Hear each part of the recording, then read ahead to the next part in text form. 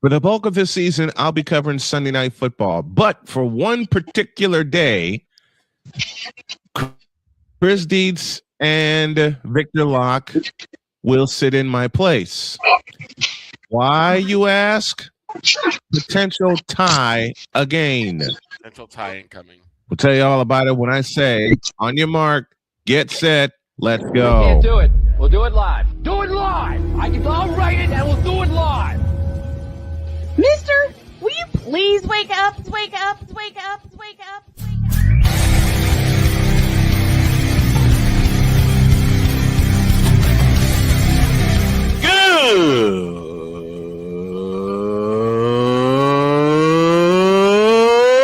Good morning!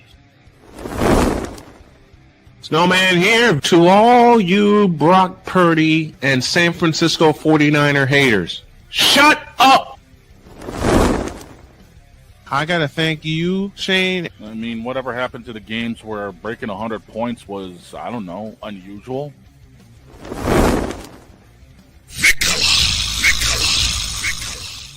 There was one word to sum up the All-Star weekend. Trays. Cause we take this job so serious. Splash Brothers, yes. Ray Allen, replace him with Steve Kerr. Reggie Miller, yeah.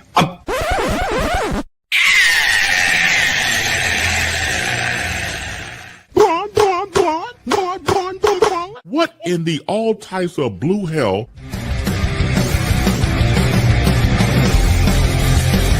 I don't know. Yeah!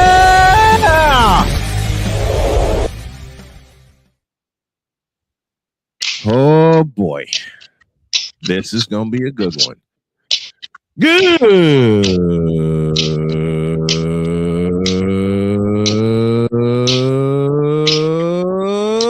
morning and welcome one and all to the Fabulous Fantastic Football Friday edition of Snowman in the Morning. Glad to have y'all with us. This first hour is powered by Invader Coffee, fuel for the fearless. Oh boy. The NFL schedule has been released. Yes, it has. And once again, the Dallas Cowboys, yes, those Dallas Cowboys, those damn Cowboys, have 11 primetime games this year. 11. Not 9, not 10, 11. But as I teased at the top of the show, I wanted these guys to cover their opening game against the New York Giants in the Meadowlands, but Dietz is going to be on location, sending us some drunk video. Maybe, but it's still up. It's still up in the air. We're not going to put that out there. But I am definitely trying my best to be in that stadium for that game. But the one game, and we're going to start here before we look at everybody's schedules. The one game that Dietz and Victor will do is October 17th from Lambeau Field in Green Bay, Wisconsin. Why, you ask?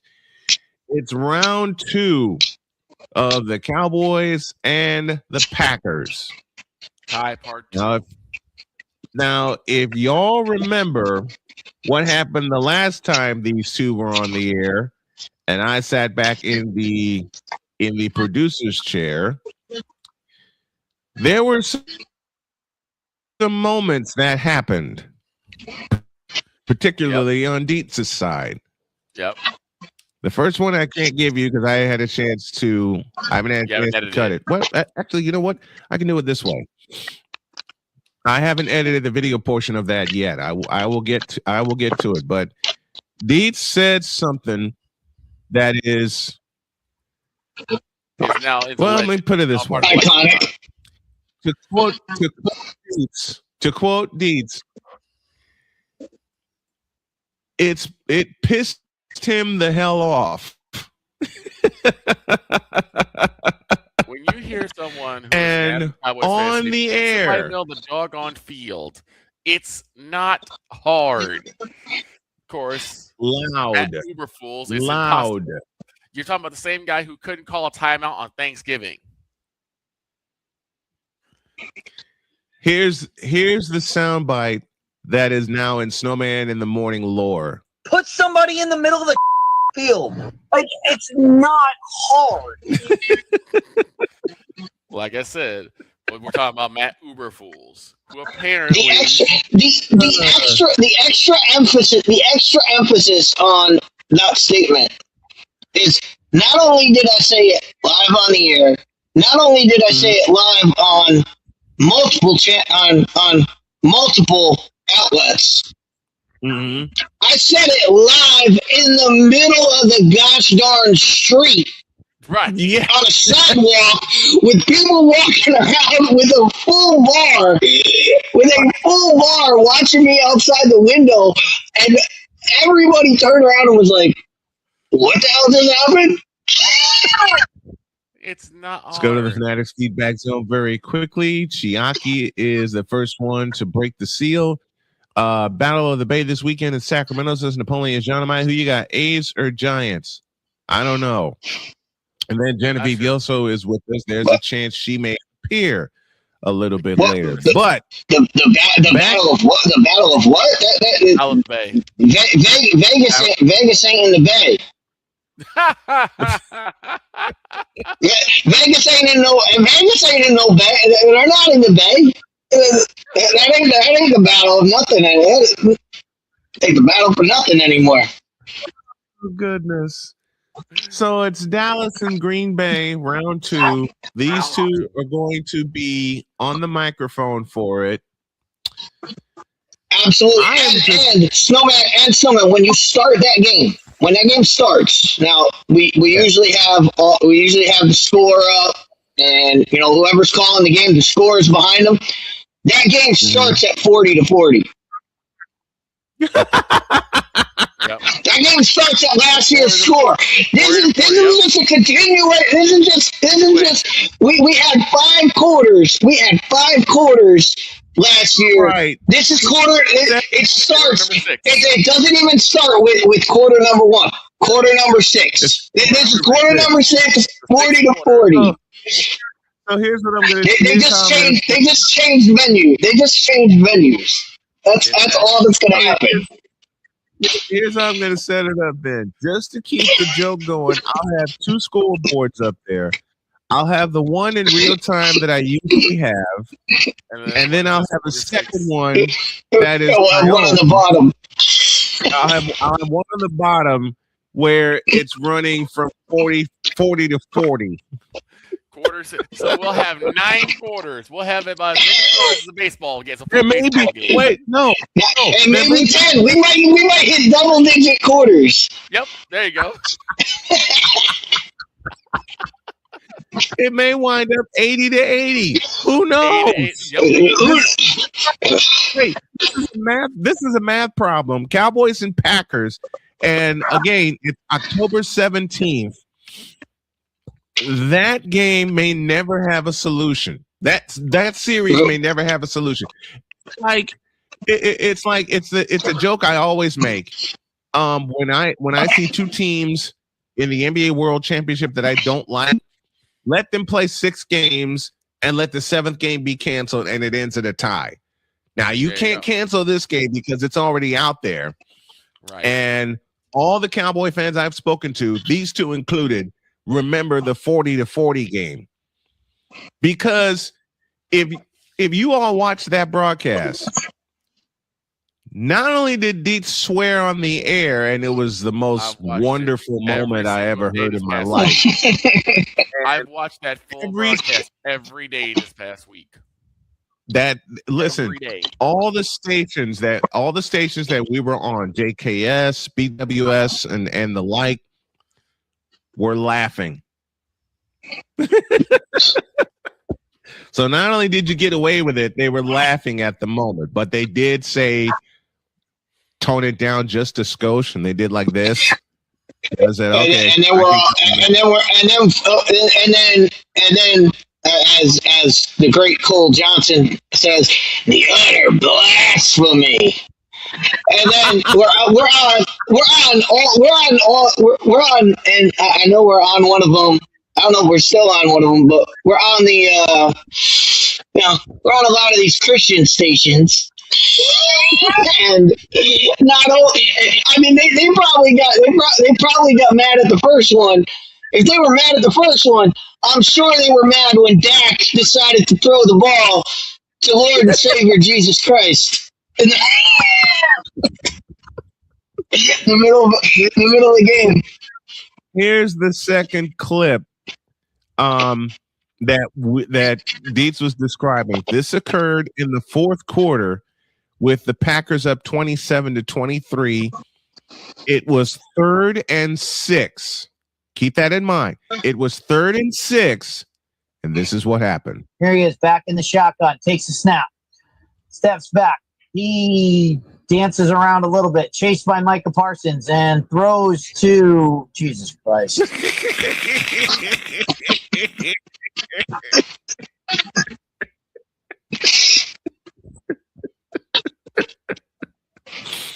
You can't make this up, folks. You simply cannot make this up. And the best thing about that play is it didn't even happen because it got wiped out because of a penalty. Right. Yep, it got wiped out because of a penalty. So because of that, the Cowboys said, "You fool!" It didn't happen. Well, the Cowboys, the Packers were saying "you fool" because the Cowboys ended up getting a first down. They ended up getting not only was there one personal foul face mask, it got wiped out because of 2 personal foul face masks on the same play. On the same, 2 personal fouls on the same play. So not only did that reaction of exasperation didn't happen, the play didn't happen because the Cowboys, instead of only 4 yards on a third and 6. Instead of fourth down, the Cowboys were now 1st and goal. They had 1st and goal. They gained 30 yards. It's the most insane. It's the most insane play of that game because it didn't happen. They gained 30 yards in penalties on a 3rd and 6. But it just tells you everything. That play tells you everything about the game. The Cowboys make a mistake. The Cowboys make one of the monumental mistakes of the game that they had been making all game. That they had been making all game up to that point. Yes, which is why the call is so. Why the exasperation is in that call, because it wasn't the first time, it wasn't the last time, but it was building. The pressure was building up to that point.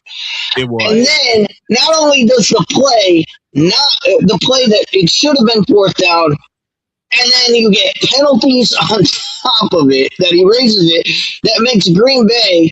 That hurts Green Bay. So the play hurt everybody, just like a tie hurts everybody. Everybody lost on that one play. Everyone lost that game. You know, all the bettors went nuts after it wound up a tie. All the bettors were upset. The bettors wanted to riot in the street. Oh, no, I mean, it depends. And we've talked about gambling on the show, but I mean, if the only people that game helped is the people that bet green on roulette. Right. Right. Anybody who bets green on roulette, they're just hoping and praying. Hey, maybe I can 10 times this thing, and it might hit once in a blue moon. And, well, anybody who bet a tie, came in. You know what? These guys are going to tie. That never happens. Right. That never happens. It happened that night. It's like Ocean's 13 when the power went down and everybody started winning all at once. In 3 minutes, anybody who's watched Ocean's 13, in 3 minutes, the owner of that casino lost $500 million in 3.5 minutes. And it's like Dietz said, you bet green on a roulette wheel and say, hey, they're going to tie. Anybody that predicted a tie for the Cowboys and the Packers last year. Anybody who predicted that game would be tied after halftime. Green Bay was running away with that game. The Cowboys couldn't stop them. The Cowboys couldn't move. I don't think they had a first down until midway through the second quarter. Through the second quarter, right? They didn't have first down until I think it's like 5 minutes until the end of the second quarter. That's when they started the Cowboys had done nothing up until like 5 minutes. 5 minutes left in the second quarter. The Cowboys went out and scored twice. We're like, what is happening here? And then the Cowboys roar all the way back, and then overtime just back and forth. We're like, oh, they're not going to have enough time. Go down, kick field, and just straight field goals. It was an insane game. The fact that they had finally put someone in the middle of the field the entire second half to get down to a fourth down. If you keep the person in the middle of the field, the chances are that the Packers do not convert that first down, and the game is over. And game's over. No. Game's over. Instead, you go back to what you did in the first half. You don't have the middle of the field. Guess where the pass goes? Right in the middle of the field. Right over the middle. First down, Green Bay. Like, perfect. It was a calamity. It was just a calamity of errors by both teams.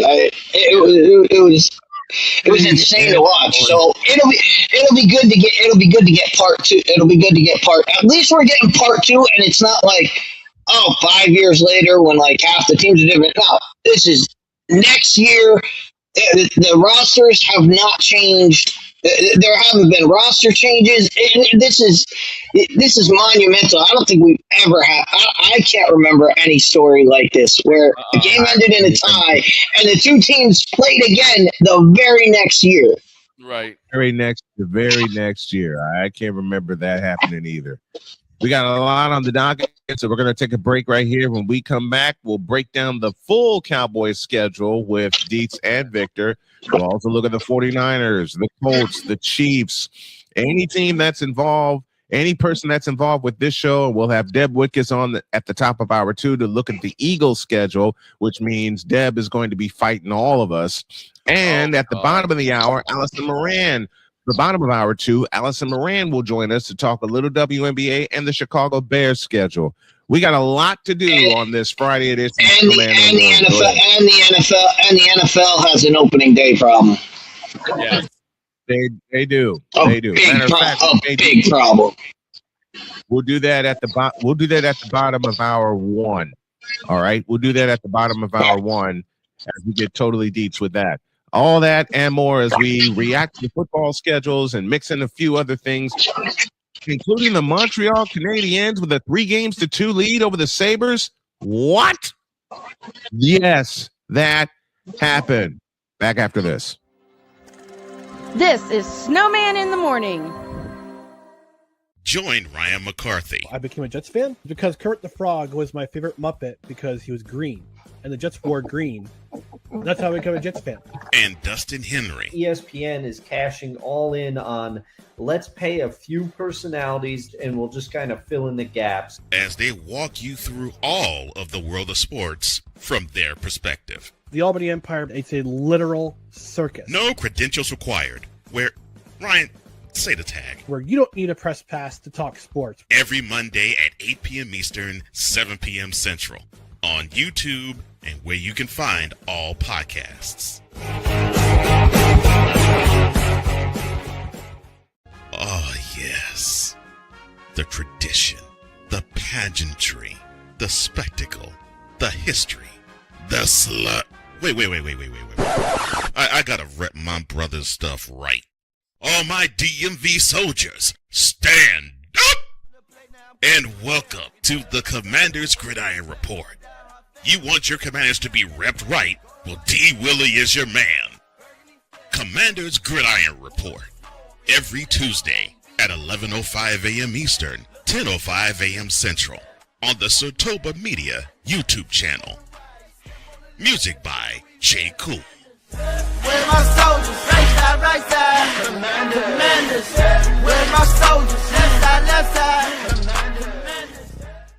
Join the transporter to Hades. Your butt and gut becomes one. Join the reformer of hooker whores. This is my daughter, Placenta Booty Johnson. Join the bronze god. Whenever you are in distress, take off your baseball cap and throw it in the air. Join your very own superhero of broadcasting, Chris Bass. So whatever color crayon they get, they palm it and do 2 circles, and that translates to, I can be the black people. As he takes you through the week's paces in Baseline. Live every Saturday at 8 a.m. Eastern, 7 a.m. Central, Pacific Time Zone people, just stay asleep when this is on live and just catch the recording. Oh, I'm sorry. Exclusively on the Chris Bass YouTube channel.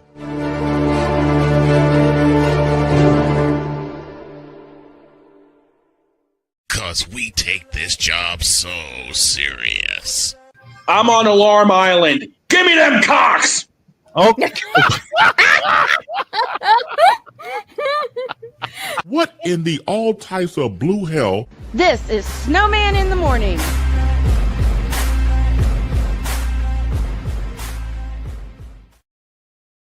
Sorry. I want college football now for that reason.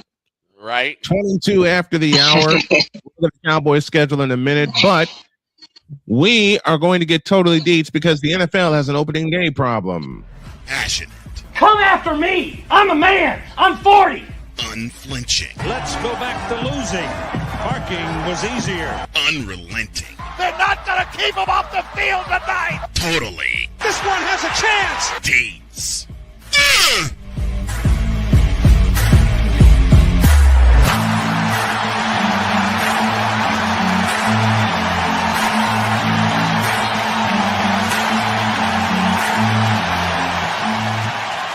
That's not just a murmur, that's a full-blown fibrillation. All right. Then properly, and we got the game of the year is October 17th. Okay, I don't care what the other games of the year are. Game of the year. The game of the year is Absolutely. The game of the year is October 17th with Dietz and Victor on the call. I'll be in the producer's chair. My wife's probably going to be bringing me snacks all night. All right, Dietz teased that the NFL has an opening day problem, so I see the floor to you. Take it away. All right, so we all know Super Bowl champions get first game in their home building. So we get the Seattle Seahawks opening in Seattle, raising their championship banner. And who comes in? Who does the NFL decide to put across from them? A Super Bowl rematch with the New England Patriots. Yep. The Patriots come to Seattle on opening night. Now, most people that haven't been paying attention for the last, I would say, three months, people that haven't been paying attention, they would say, oh, this is absolutely Patriots Super Bowl rematch. Why not open the season with here's why. Because the last 3 months happened. Right. You have no games. There's no games up to this point. This is the first game. Right. So what's the lead? What is going to be the lead story in the lead up to this game is going to be New England Patriots head coach Mike Vrabel. Oh, no. Vrabel is going to be the only thing people are talking about when they're talking about the New England Patriots. They are not going to be looking at the disaster that happened in the Super Bowl. They're not going to be looking at, Kenneth Walker is in Kansas City after being the Super Bowl MVP. People are going to be looking at who is there on that sideline, and it's Mike Vrabel. And we're probably going to talk, because we haven't had a chance to talk to Allie about this. And so if Allie's coming on in the second hour, we're probably going to talk more about this. But you have the entire Diana Rossini and Mike Vrabel situation that people said, "Oh, yeah, this is going to be a non-story. It's going to be a non-story." Watch the NFL draft coverage where the Patriots didn't even have a pick in the first round, and they talked about it for the almost a half-hour discussion about that whole situation and why Mike Vrabel's taking the last day of the draft, why he's not going to be there. They took a lot of time out of the draft coverage, which had many stories that they could have talked about, and they chose to talk about that. If you think that's not going to be talked about with no game, there's no games leading up to it. So it's not like they could be like, "Oh, well, this happened earlier tonight. This happened earlier in the day. Let's talk about this. Oh, this is how Seattle played last week. This is how the Patriots played last week." No, this is opening night. There is nothing else. There's nothing else to talk about on this. I can guarantee you there is going to be a spot on the pregame defining this entire disaster of a look for the NFL. And there's no way, and there's no way to get around it. Like if this game were a Sunday night game during week 4, you have all the games leading up to it that you could be talking about other stories. You have other games that Seattle's played that you could be talking about. You have other games the Patriots have played that you could be talking about where you could bury this story. You could bury it under, hey, this happened over the summer. We can mention it in a flyby and get away with it. There's nothing else there. You can't deny it. You can't get around it. You can't even move past it. It's going to be front and center. How is the pressure? Is the pressure getting to Mike Vrabel? Dealing with his off the field stuff. Now he's dealing with on the field. There's nothing else to talk about. It's going to be front. It's going to be front and center. And I'm sure when they looked at this, they looked at it the same way I preface this with Super Bowl rematch. We got to have that. They didn't even think. It didn't even cross their minds that, we are stepping in it right out of the gate. I had a talk with a friend of mine as we were going through the schedule, and he brought the exact same thing. And he was talking about like what's going to happen because that they're going to talk a little bit about the departures and acquisitions from both teams. Who left. Of course, Kenneth Walker's going to be a big point of contention when it comes to the Seahawks. But the Vrabel thing is going to be front and center. Who's going to be a sideline reporter for that? Troy Greco from the show Sheeters. He's going to be the sideline reporter just off Matt Vrabel. The whole time. He's like, yeah, that's going to be a crash. I'm like, here's the issue I have with it. It's like, you guys know that any form of a controversy is going to take front and center stage when it comes to the beginning of the NFL season. We've seen it a couple times before. Right. And if you thought people were mad at the Patriots for being cheaters before, what do you think they're going to do now? What do you think they're going to do now? Yeah. Did we lose Victor? Yeah. No, he's still here. No, that's exactly the point. And the thing is, it was avoidable. Like this was totally avoidable. Yeah. This is self-inflicted, and it's like I said. I guarantee you, it didn't even cross their minds that this is happening, and it's not like this is a small story. Like this isn't a small story, and I'm kind of saving bullets in the chamber for when we talk about this with Allie, because I know Allie has some very, very good points that Allie will hit on this story, because we've been talking about it off the air in our Facebook group. When it was happening, we had a lot of really good discussions. We just haven't had a chance to talk on the air, which I'm sure we'll get to later. But this is a story that transcends football. Yes, this isn't X's and O's on the football field. This is, how Diana Rossini has been treated in this whole fiasco. Right. How Mike Vrabel has been coddled and treated during this fiasco. Exactly. How they've been polar opposites of how they've been looked at by almost everybody involved. That, one person has basically gotten all of the flack, and another person has had everything brushed aside as, hey, there's nothing to see here. So it goes to that. Then you look at it, it's not just two people, it's a man and a woman. So there's social contract of, is this a male thing? Is it male versus female? Is this the media coming down on somebody for coming down? They have to place blame somewhere, so they picked one person. Why did they do that? So again, it's more than just football. And again, this was totally avoidable. This is so, you could have put any other team on Seattle's schedule. You could have put any other team in that slot, and you avoid all of this. I'm sorry, this is gonna sound like a And sacrifice. they chose this as their week 0, first game. And you know what? Maybe I'm going to give them benefit of the doubt. I'm going to take the other side of this. Maybe you know what they said? Hey, let's do it week 1.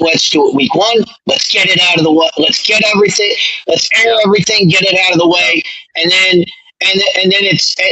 the game is played, and we move on. Maybe that's their thought. Maybe that's their thought. I think that was. I'm telling you right now.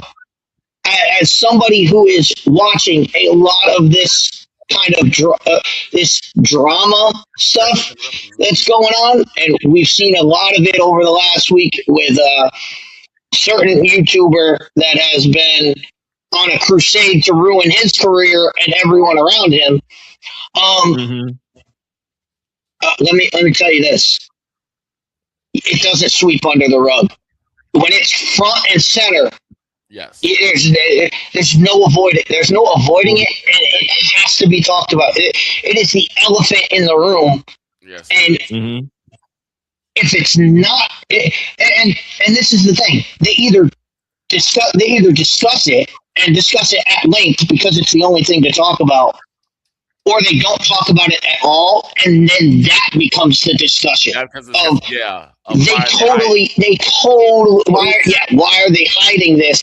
And if they go hidden route, because we're seeing that with people that are trying to say, this is a non-issue, or I didn't know the issue, I didn't know this was going on. Right.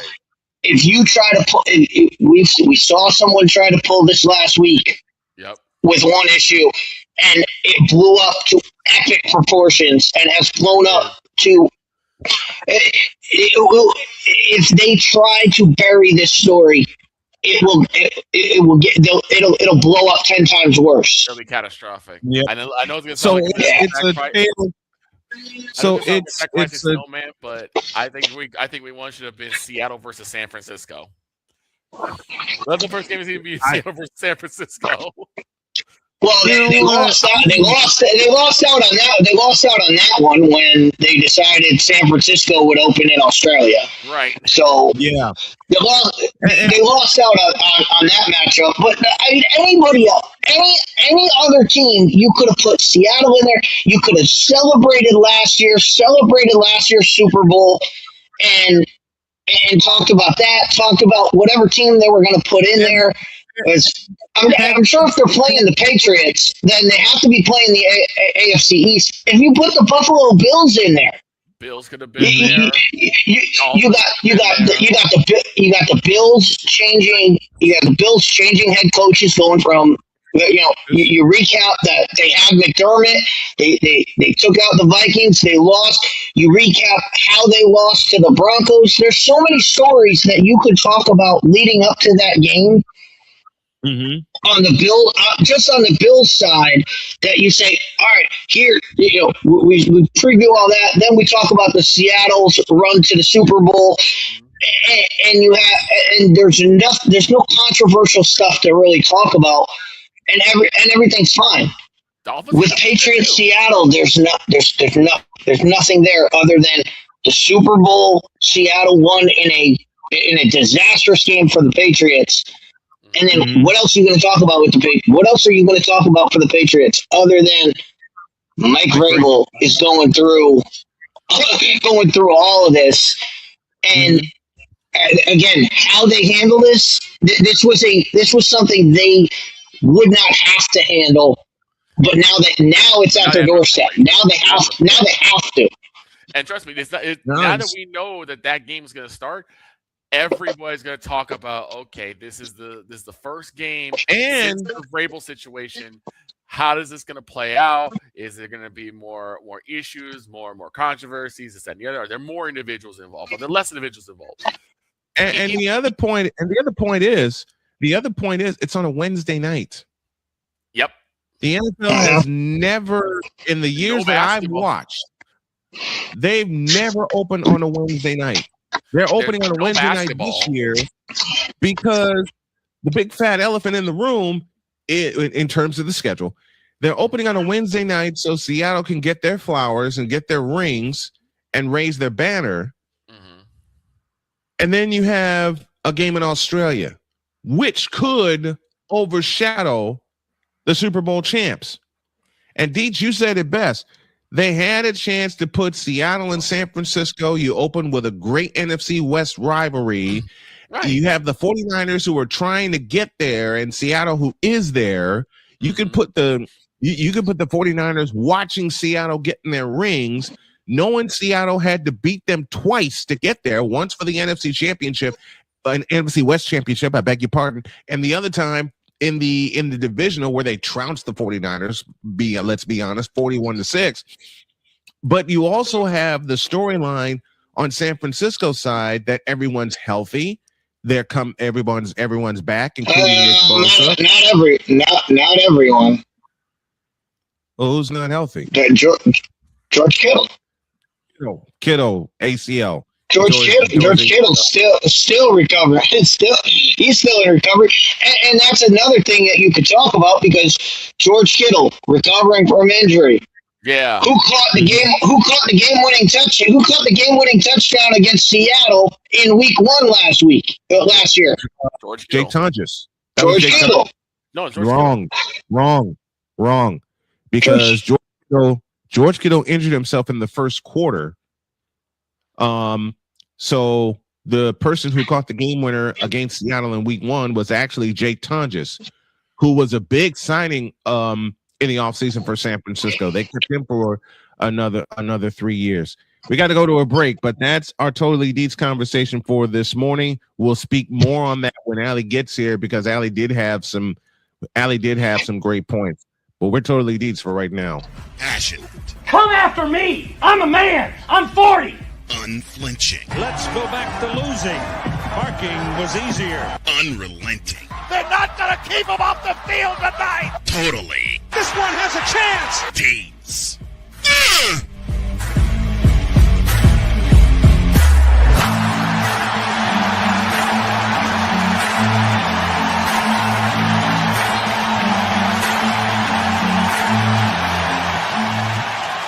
That's not just a murmur, that's a full-blown fibrillation. I want to say that we get into the meat of the fun. Hold on, I want to say something to Damien quick. I do agree that the Vrabel talk will happen regardless. Is a difference though between maybe talking it for about an hour and then talking about it for a couple of days and a couple of weeks. Because mind you, the opening of the NFL season, they don't just talk about the day of. They talk about a week or so in advance. And that's been the bulk it's been the bulk of the talk throughout the offseason. So now you put that game and the Patriots front and center for being the first game of the season. Everybody's gonna be talking about it for days and weeks, and it's just gonna put more and more pressure on the Patriots. Not saying it's not deserved, but that's the situation that they're in, and NFL is going to have a mess to deal with. They got a mess to deal with now with that situation. Let's take a break. When we come back, we'll get to the reaction of the NFL schedule. And I talked with Victor yesterday over the phone, and some of his reactions were priceless. You'll hear them live after this. This is Snowman in the Morning. Drew Willingham. In this case, yeah, you put the blame on Kyle Shanahan for apparently not preparing the team enough for the overtime rules, supposedly. Cole Johnson. Peyton was considered the winner, and he was the darling of all darlings for Gerald. With a special appearance by Tyrone Alizé McDummy. Ain't nobody calling me. Text delete, delete, delete, delete, delete, delete. Join these two football enthusiasts as they give you Total Football Talk. Live every Monday at 4 p.m. Eastern, 3 p.m. Central on the Sertoba Media and the Comey Media YouTube channels.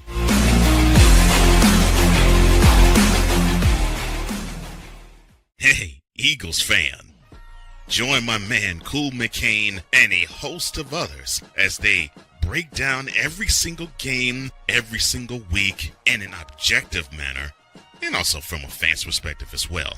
Remember, this cast feels just like you. Nobody likes you. And you don't care.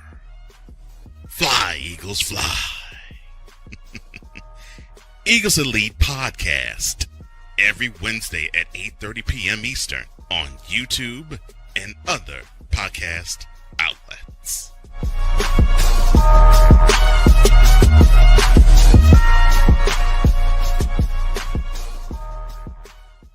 From the hills of Santa Clara to the legacy of the stick, this is where red runs deep and greatness wears gold.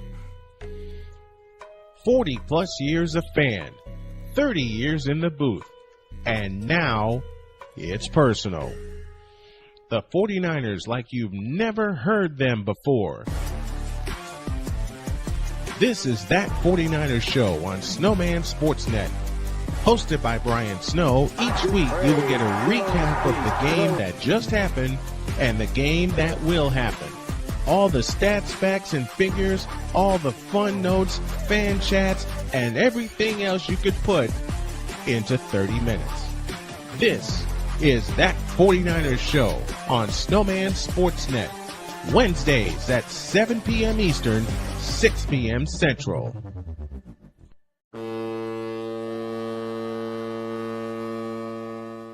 Cause we take this job so serious. What are we doing? What in the all types of blue hell? This is Snowman in the Morning.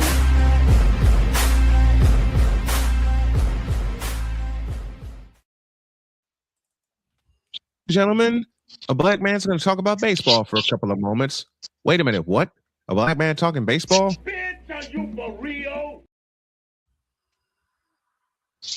And it's very personal for me and Victor. White Sox are a game above 500. All right. They swept, and I can't believe I'm going to say this sentence aloud. They swept the Kansas City Royals last night. Wow. Well, Troy won't be on today. Nope. Troy will not be on today. If he's on, he'll be on later. Now to the meat of the fun, and that is schedule reactions. All right, before y'all start, I told Brian I had a song I was singing in my head the entire morning. Oh no! I go a little something like this. I feel like slapping some.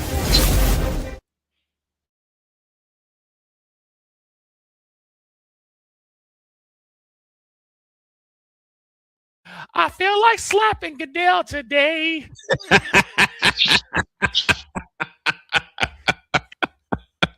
I really did. I looked at Venture wrong. It was a schedule. It makes schedules. I looked at it wrong like you did too. And this here, he could talk me off the ledge because he usually does. He usually can talk me off the ledge with the schedule. So, all right, let's get into it.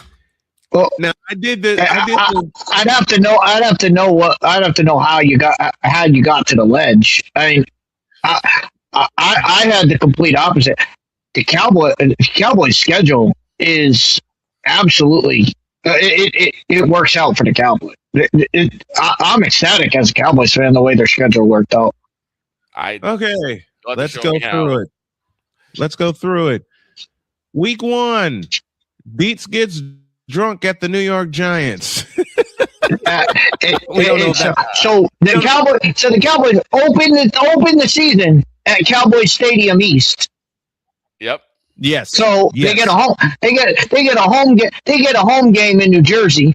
Now, mind you, 2 years ago, Deed said on the show, he said, "Hey guys, I'm not going to be on the show for a couple of days because I'm going to be at Giant Stadium for the Cowboys versus the Giants."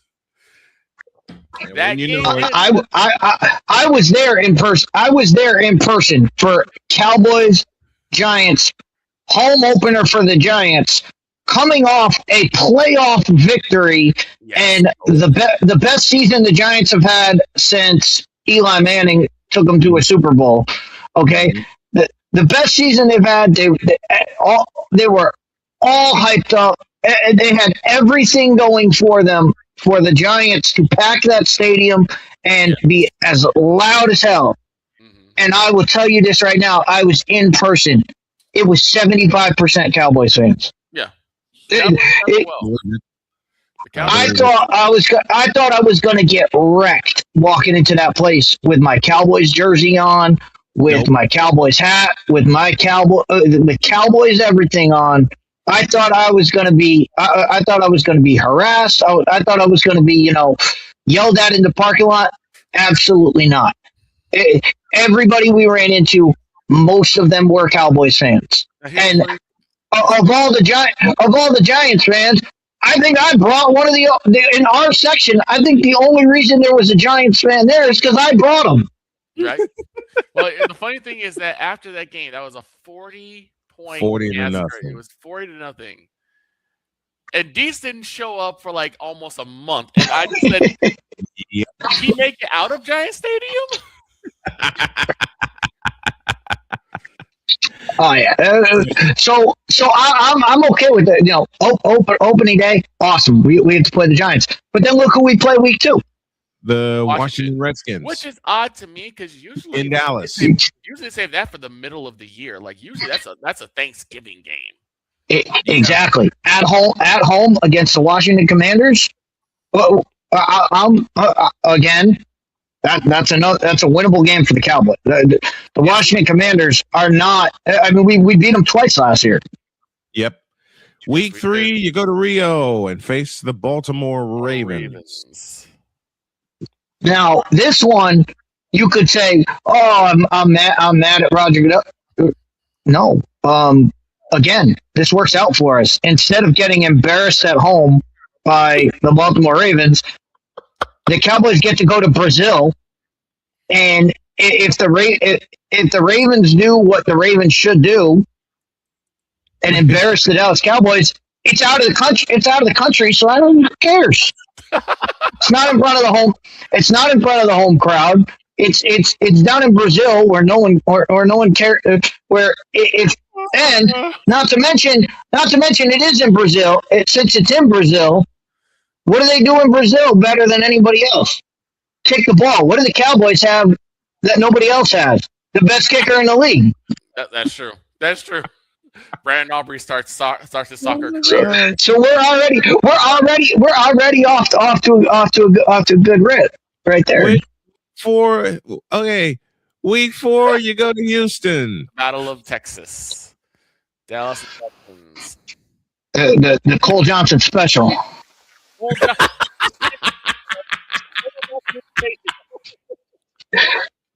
By the way, week 4, leading up to week 4 and post week 4, make sure you're watching Playmaker and Cole show. But bearing down the gridiron. Snowman. I'm sure Cole will have some very, very choice words. I believe he will. based on that game. Okay, week 5. It's a short week. You host Tampa Bay at Jerry World. It's a short week, and notice what's happened here. Notice what's happened here. We didn't talk about this. Well, we mentioned it before, but Snowman hasn't mentioned it when reading off the games. Sunday night football prime time. Mm-hmm. Washington Redskins game is at 4:25, which means it's the prime time game. It's a game of the week. It's 4 o'clock. It's the game of the week. 4 o'clock. It's 4 o'clock. 4:25 means it's prime time. Week 3 is in Brazil. 4:25. Prime time game. Prime time. Prime time game. It's a prime time game because it's international. That's a prime time game. 1 o'clock. Fourth one is the Texans, and I think it's 1 o'clock. So that one's not a prime time. Next week, so five games. We've done 5 games. 5 games here. Hold on, Wait a minute. 4 of them are prime time games. Hold on a second. Snowman, quick question. Yes. What time for Allie? What time for Allie? Bottom of hour 2. Bottom of hour 2. So what?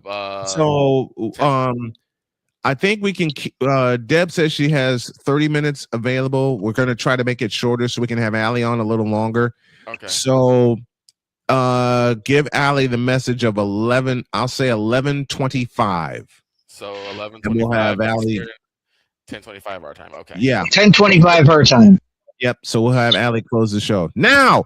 Speaking of 5 games, 4 prime time matchups so far.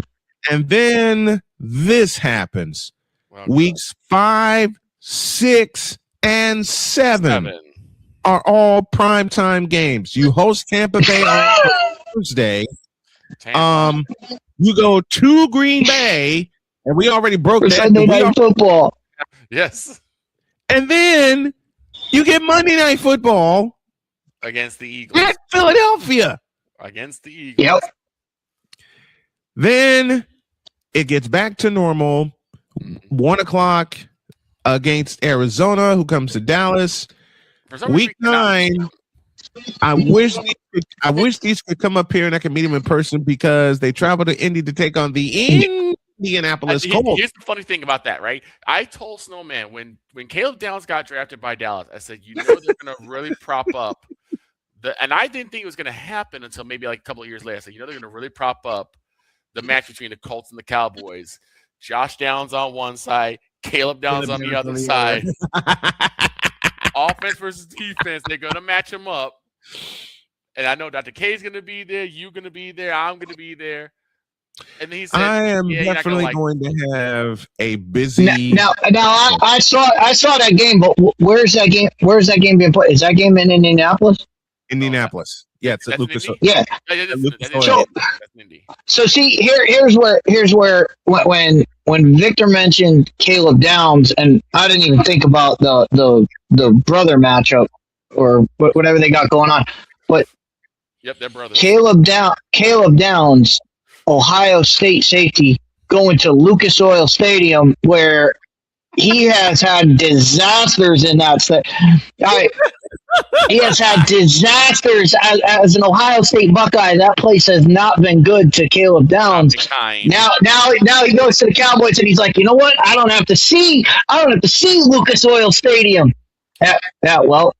Scratch that plan. Year 1. Scratch that plan. Going to Lucas Oil. Going to Indy, and the Big Ten championship didn't treat him kind either this past year. Then you got this, another primetime game, November 15th. Right you face after that.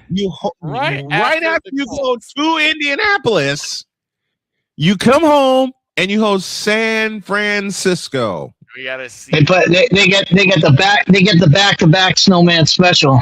Right. Colts and 49ers back to back. But again, they got to do with Snowman back to back. Wonderful. But this is what I'm saying. This is what I'm saying. Victor, you said there was a problem with the schedule. Like, look at where all our hard games are. All our hard games are in the middle. In the middle. This is where you want your hard games. You want because you want to get off to a good start, which we just mentioned is definitely doable for the Dallas Cowboys to get off to a good start. Where after the first games, if they're if they're 3-1, that's a great start for the Dallas Cowboys. Then you get into that middle of the schedule where, and by the way, we get the 49ers in the middle of the season, so you know what's going to be happening. They're going to be in and out. They're going to be in and out of the infirmary. So right, we get the 49ers at the right time, the Colts at the right time. Maybe this year it'll be different. Maybe this year we won't. But I worry about is that I can't. I can't argue with Dietz's logic that we'll be in and out of the infirmary. That's for the last 5 years. Deb's standing. We're due for a break, and Deb's standing by, so we're gonna race through this. The difficult stretch. You go to Indy, you host San Francisco, you get a pseudo bye week with Tennessee, and then Thanksgiving you host Philadelphia. Then you go to Seattle, you get a bye in week 14. Then you go to the Los Angeles Rams in week 15. And I can't wait to hear the banter between Dietz and Playmaker for that one. Oh my God. Week 16, you get Jacksonville, another primetime game. Week 17, you host the Giants, and then you go to Washington to finish the season.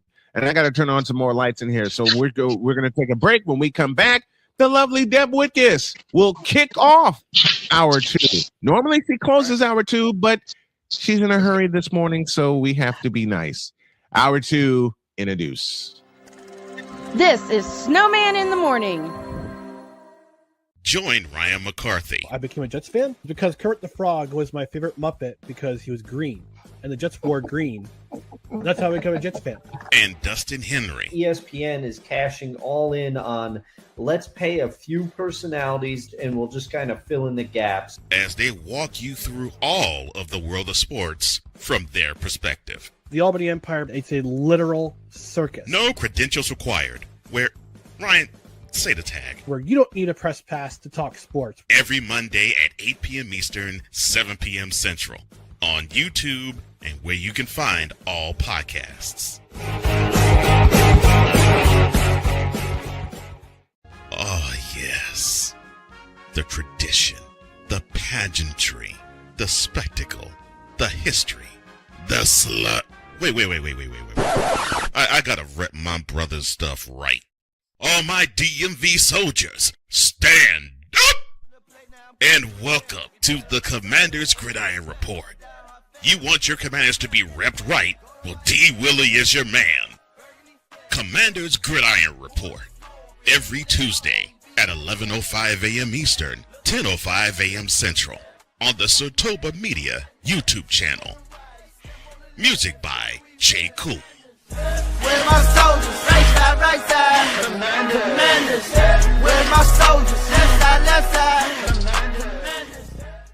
Join the transporter to Hades. Your butt and gut becomes one. Join the reformer of hooker whores. This is my daughter, Placenta Booty Johnson. Join the bronze god. Whenever you are in distress, take off your baseball cap and throw it in the air. Join your very own superhero of broadcasting, Chris Bass. So whatever color crayon they get, they palm it and do 2 circles, and that translates to, I can be the black people. As he takes you through the week's paces in Baseline. Live every Saturday at 8 a.m. Eastern, 7 a.m. Central, Pacific Time Zone people, just stay asleep when this is on live and just catch the recording. Oh, I'm sorry. Exclusively on the Chris Bass YouTube channel.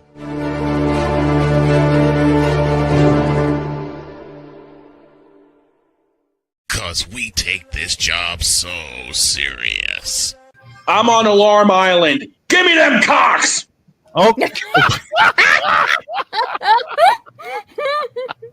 What in the all types of blue hell? This is Snowman in the Morning.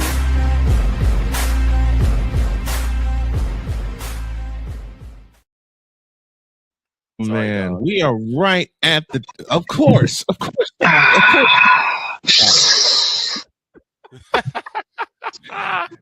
Victor, you know what to do. We're right at the 10 o'clock hour on my side, 11 o'clock on your side, and we owe you an ID. This is Snowman in the Morning. You're listening to WQVZ 1700 AM Mission Radio. Broadcasting live in your region, across your nation, and around the world. This is Snowman Multimedia Sports. It's really, in the end, basically a skill issue. Ball goes Vincent Caleb Williams. I am cute. Now do me a favor. Hell out of my face, you thirsty sons of bitches. I hear a couch on the way. All right. I hear a couch on the way for you. I hear 4 of them on the way for me. I don't think she knows about that one. Oh, dear Lord. I think she has. Well, she'll know now. Speaking of IDs, there's one I need to do for a very pretty lady that's waiting for us.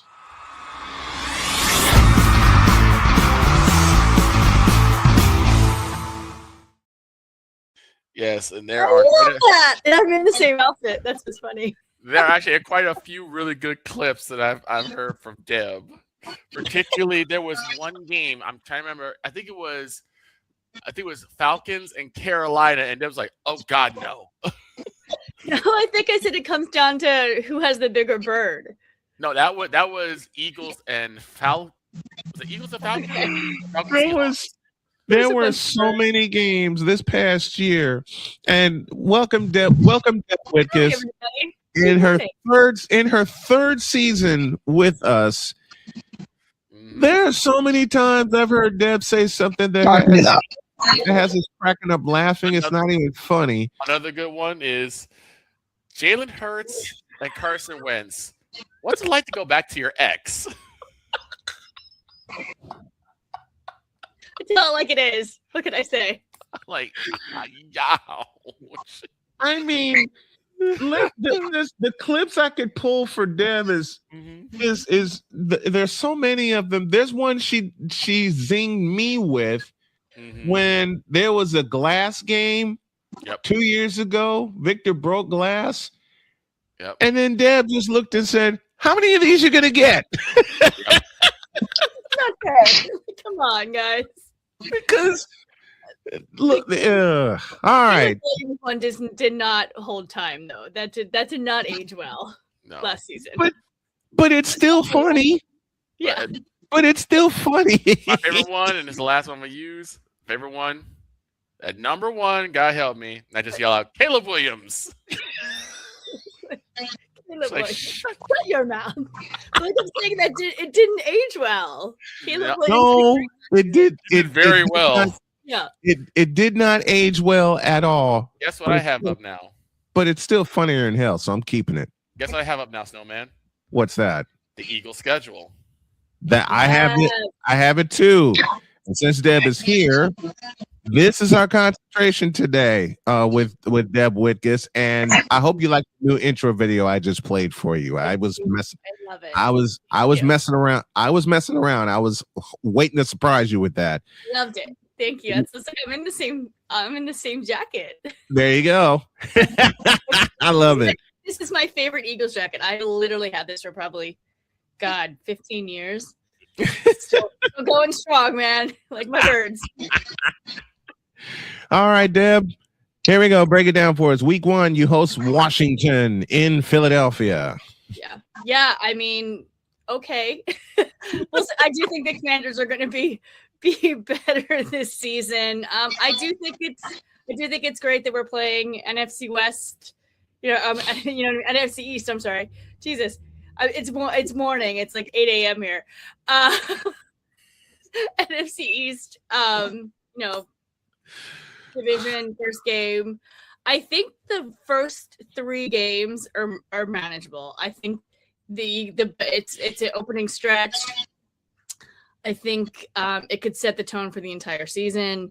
We got the Commanders, then we go to the Titans, then we go to the Bears. Speaking of Caleb Williams. You get to play the Bears, and it's not on a Friday. It's not on a Friday afternoon. Right. So you can make the argument they should start 3-0 minimum, right?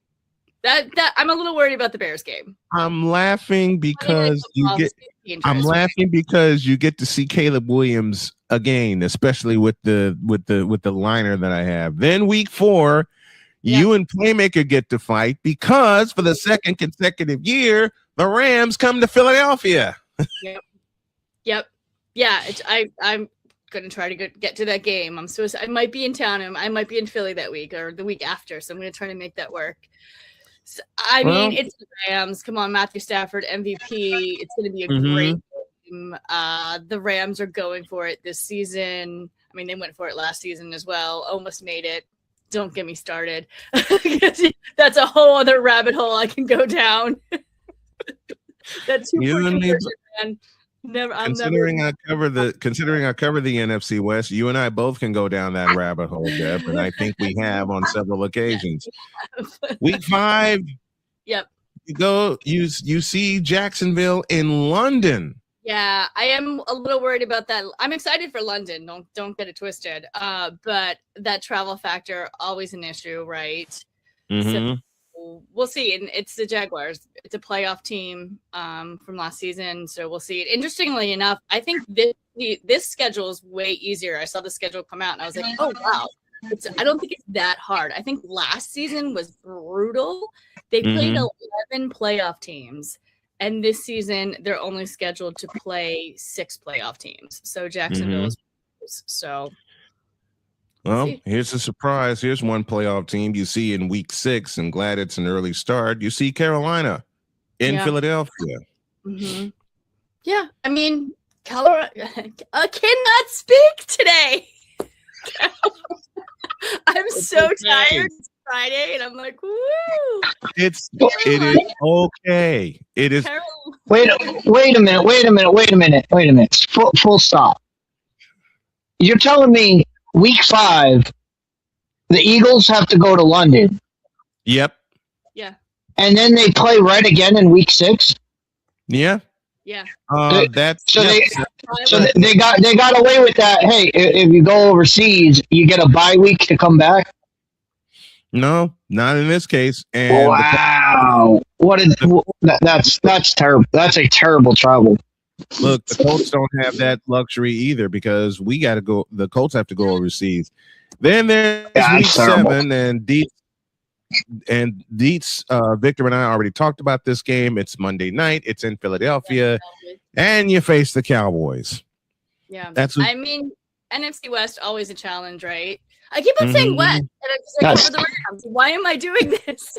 I know why. I'll tell you why you keep saying West at the end of this, Deb. NFC East. Okay. Always a challenge. At least I'm catching myself, and you right? see 3 consecutive NFC. You see 3 consecutive NFC East opponents. Yep. Here's the funny. Beginning with the Cowboys on Monday Night Football, and then Sunday Night Football, you get Washington, and then week 9 before you bye, you get the New York Giants. Well, here's the funny thing. You thought we go back to the England game. Could we possibly have a collaboration with Deb and Jen? Ooh. That would be fun. You know what? When we do picks that week, that could happen. When we do picks, that could happen. Then they get a chance to heal in week 10, heal up their wounds, and then week 11, it's the Battle of Pennsylvania with the Pittsburgh Steelers, and it's in Philadelphia. And we'll see the Eagles back, that week. Listen, the Eagles in week 11 have one job for me: bury Aaron Rodgers. Please. If he's coming back. Oh, he'll be back. He'll be back. He's holding the Steelers hostage. Man in football. What was that? He's the pettiest man in football. Aaron Rodgers is the pettiest man in football. No.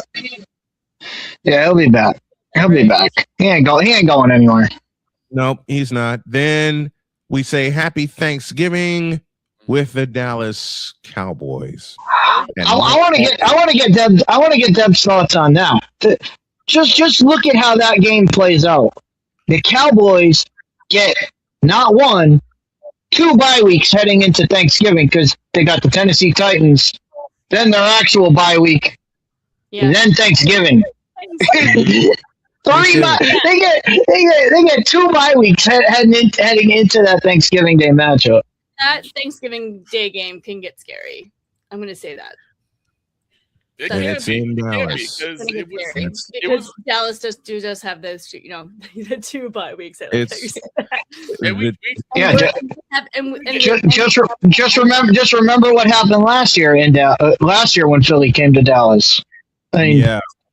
It was 21. It was 21-0 when I left for work, and I come back and Victor's saying, "How'd the Cowboys win that game?" And I was like, "I don't know. I was on my way to work." Yeah, like I said, I mean, NFC East is always a good game. The rivals, that rivalry, you just never know. And then that's NFC East. And I was joking with my manager. Remember the manager who had heard you say "sweep that you know what"? And I told him about you that you're a Eagles fan. He said, "Well, how does she feel about the Cowboys coming back to win against Eagles?" I'm pretty sure she was like staked out in front of Kevin Patullo's house. Like, I'm going to so bad. I was not, but there are people that were. For sure. Week 13, 4:05, you get the Arizona Cardinals. And then week 14, I'm going to have Eagle stuff thrown at me because Deb and Dr. K get together because they host the Indianapolis Colts at 1 o'clock, which also means there's a chance my wife will be sitting next to me for that game against Philadelphia. And then week 15, you see the champs. Week 16, you host Houston. And I already texted Deb about this one. Week 17. Right away. The schedule came out. There were snowmen right in my text. Right in there. I was like, I knew it. Week 17, you come to San Francisco. Oh my gosh. Let's go 49. This is gonna be a huge game. Which could be a playoff preview. Given these two teams history recently, and this is the first time in 4 years they're coming to Santa Clara, because the last 3 times we played the Eagles, we played them in Philadelphia. Yeah, it's been years since we played, because I think I was the last one. It was what I actually missed a high school reunion for one of the games. Right. So it's been a while. Yep. I mean, 10 years. Like I said, this is the first time that they played in Philadelphia. This is the first time they played in San Francisco or Santa Clara since 2020. They closed out the '94 season in Candlestick Park. This one here, I got a big red circle around it. Because it's one of my best friends, Deb's team, and the Philadelphia Eagles, which is my second NFC team. Secondly, they could see each other potentially 4 weeks later. Mm-hmm. I think they will. Yeah. They could see each other at the end. They're seeing each other at the top of the month of January, and there's a chance they could see each other at the bottom of the month of January, which is frightening. I'm still blown away that they did so well last season with what they had. Can we just? You know what? That moment just needs to have a little bit of a moment here. Right. Still. That was, it was incredible. When my wife and I went to dinner for the playoff game with Philadelphia, saw our daughter Cheyenne and her boyfriend, and I got the Eagles game right in front of me. Mm-hmm. And I told myself, I'm not going to get excited. My wife turned around, and then she looked at me, and she says, "How are the Niners doing?" I think they're trailing right now. Then the trick play happened. Mm-hmm. Jawan Jennings throws to Christian McCaffrey, and I nearly jump out of I nearly jump out of my seat. My daughter turns around, and she says, "Oh, the 49ers are in front again." Her boyfriend's cracking up. He says, "You must be a 49er fan." Big one. And then the game winner to McCaffrey, and then the incompletion happened. And my wife said, "You're going to be happy on the drive home." I said, "Yeah, because I don't know how the hell we went into Philadelphia and took them out with half the team that we had." I think a I good think you chunk had of half of a team, to be honest. I think you just had like McCaffrey and like We- 3 players. we had bare bones by the time we got to Seattle. We were wrecked. I'll ask a question. This is just probably just me like over speculating. Do you think that Jalen kind of played differently from the first half of the season, the second half of the last season? It seemed like he wasn't throwing as confidently as he normally does. He's usually very confident in his throws, but it seemed like he seemed a little more not timid, but kind of like he wasn't really stepping into it. I'm not sure if that's just me or At the end of the season or the beginning of the season? towards the end of the season. Towards the end of the season. Right. Because I mean, I thought he got more competitive as this towards the end of the season. So I don't know. I think he could have shredded the Bears. I would say after that Tampa Bay, I would say that Tampa Bay game messed with him, and not messed with him, but messed with the way the Eagles play calling. Because when they won that game without throwing a pass in the second half, the Eagles started to think, we can win games without throwing. We can win games. We don't have to throw the ball. And I think they got really comfortable in, we'll give Jalen some place to throw, but we don't have to do it. And that kind of I think it messed with the chemistry of that team. Yeah. Well, because we know what really messed with the chemistry of that Yeah, team. well, His name's Tulo. Yeah. That was the problem. And I'm still not convinced Nick Sirianni is like the guy either, but I knew it goes to something that I've said a few times, and I've said it with different coaches in different sports. If you win a world championship, you wind up buying equity. Yep. Nick Sirianni has bought equity twice. Yep. All right, with 2 Super Bowl championships. Nick Skinny Tell Jeans Sirianni. Thank you, Cool McCain, for that. Tell that to Doug. Tell that to Doug Peterson. Right. all that equity he built up from winning a Super Bowl. Oh wait, it was gone the next year. How much equity That was did also he Carson buy? Wentz. Yep. Yes, that was Carson Wentz. How much I equity did texted you he like buy Carson. off of? How much equity did he buy off of that Philly special? And now everybody's counting on that. None. he got no equity because they couldn't wait to kick him out the door. Yeah. And that was kind of Nick Foles who suggested that anyway, right? I don't Yeah. think Peterson came up with that. Always why I ask questions because I was thinking like the Eagles should shred the Bears. They should have just shredded the Bears because the Bears. That's what I was. Day after Thanksgiving. That's what I was looking for. Right. I'm like, how did the Eagles lose that game? I'm just saying, like, he's not stepping into his throws like normal. It was the day out. It was the day after Thanksgiving. It was a Friday afternoon. Like, what are we doing? What are we doing? What are we doing?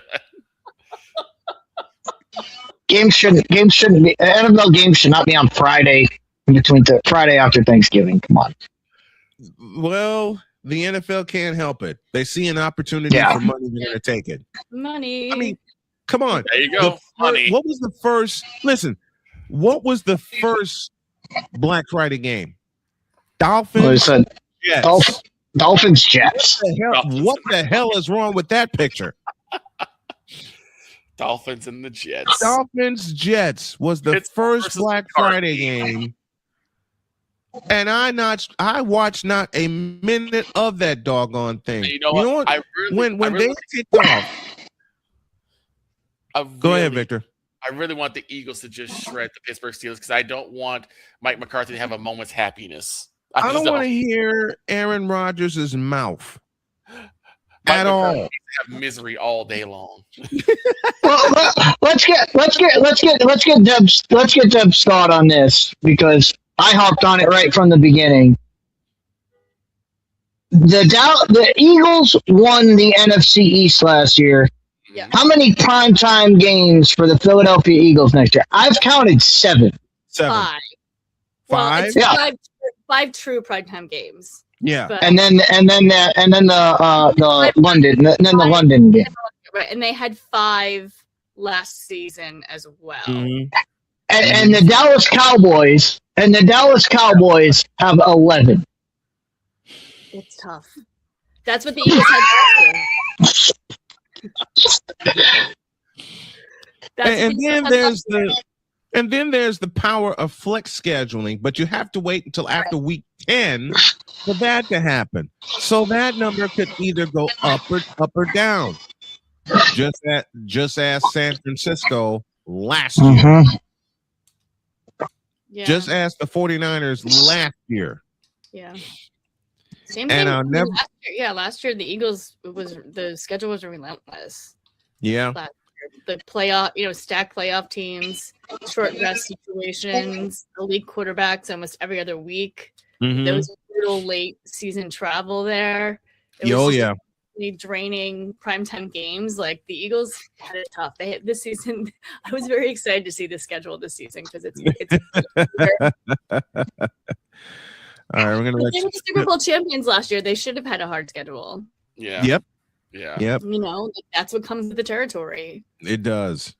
It does. Watch out, Seahawks. And the Seahawks are minus Kenneth Walker. They let minus the Super Bowl MVP. Yeah, which is wild. A Super Bowl MVP and Kenneth Walker walk to Kansas City. What? Because even though Seattle was touchdown heaven for one season, they go back to being football purgatory. They go right back. You know what? I'm not gonna argue with that. I'm not gonna before you get out of here, Deb. Did you watch our mock draft before the draft? I didn't. Okay, let me explain it. Let me explain this to Deb. So Deb, this is why you keep saying West instead of East. So the Chargers were on the clock. Now we were making picks. It was all fun and games picks. Yeah. Chargers were on the clock. Eagles were picking next. So Snowman said, "Who do the Chargers take?" And I said, with the 23rd pick, the Chargers select Deb Whitkus. I have a Chargers event on Saturday, actually, or tomorrow. We're doing that. And you know something? That's hysterical. See, me and Deb get to fight 3 times because not only do the Eagles play the Colts and the 49ers, the 49ers go to Los Angeles to play the Chargers. So I think Chargers are going to be something to watch out for this season. I think so too. I mean, they were Might be their season. they were 2 games away from capturing the West, the AFC West, which is why Deb kept saying West instead of East. Because I live in the West, I cover the Rams, and I'm covering the Chargers tomorrow. So West is just in my head for some strange reason. Yep. Get me back on the East Coast, I'll be fine. I know. All right, we're gonna let you go because we know you got to get out of here. Thank you, Deb Whitkus, the lovely Deb Whitkus, for joining us. She'll be with us every Friday throughout football season. We love you, Deb. Thank you very, very much for joining us. We appreciate you. Everyone have a good weekend. See you soon. Thanks, Deb.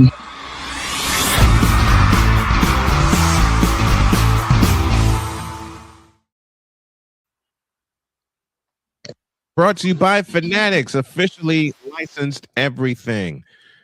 All right, we'll take a break. When we come back, for the first time in a while, Mike dropped Moran. And Allie, hope you're feeling better because we're going to make you laugh. Back in the news. This is Snowman in the Morning. Join Ryan McCarthy. I became a Jets fan because Kurt the Frog was my favorite Muppet because he was green, and the Jets wore green. That's how I became a Jets fan. And Dustin Henry. ESPN is cashing all in on let's pay a few personalities and we'll just kind of fill in the gaps. As they walk you through all of the world of sports from their perspective. The Albany Empire, it's a literal circus. No credentials required. Where, Ryan, say the tag. Where you don't need a press pass to talk sports. Every Monday at 8 p.m. Eastern, 7 p.m. Central. On YouTube and where you can find all podcasts. Oh, yes. The tradition, the pageantry, the the spectacle, the history, the slut. Wait. I gotta rep my brother's stuff right. All my DMV soldiers, stand up! And welcome to the Commander's Gridiron Report. You want your commanders to be repped right? Well, D. Willie is your man. Commander's Gridiron Report. Every Tuesday at 11:05 a.m. Eastern, 10:05 a.m. Central. On the Sotoba Media YouTube channel. Music by J. Cool. Where my soldiers, right side, commanders. Where my soldiers, left side. Join the transporter to Hades. Your butt and gut becomes one. Join the reformer of hooker whores. This is my daughter, Placenta Booty Johnson. Join the bronze god. Whenever you are in distress, take off your baseball cap and throw it in the air. Join your very own superhero of broadcasting, Chris Bass. So whatever color crayon they get, they palm it and do 2 circles, and that translates to, I can be the black people. As he takes you through the week's paces in Baseline. Live every Saturday at 8 a.m. Eastern, 7 a.m. Central, Pacific Time Zone people, just stay asleep when this is on live and just catch the recording. Oh, I'm sorry. Exclusively on the Chris Bass YouTube channel.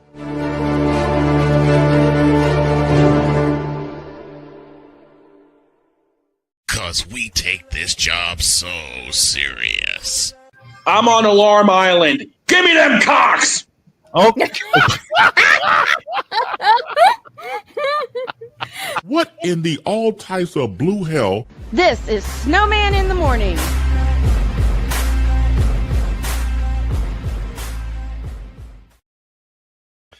Once again, sorry, 7 dog. after the.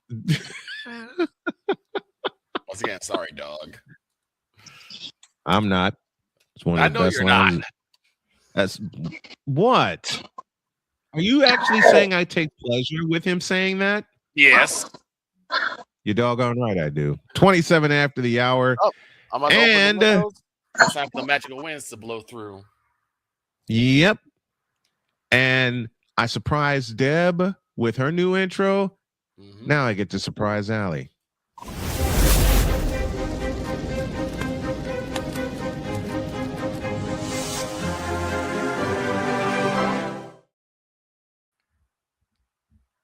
Get the fires and light the fires. All right.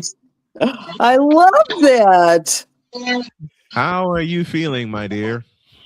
Well, a hell of a lot better than I have at any time in the last 2 weeks. I have had a sinus infection to, just mount. You have no idea how much is in this body, how much liquid fire is in this body. A lot of strength in there too. There is, yeah. Well, mercifully, amoxicillin is stronger than all of us.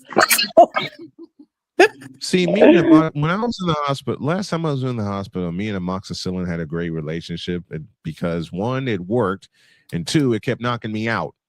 Because every time they'd come in with amoxicillin, it would be after I ate something and my wife was getting ready to leave. They come in with amoxicillin, and the next thing I know, it's 4 o'clock in the morning.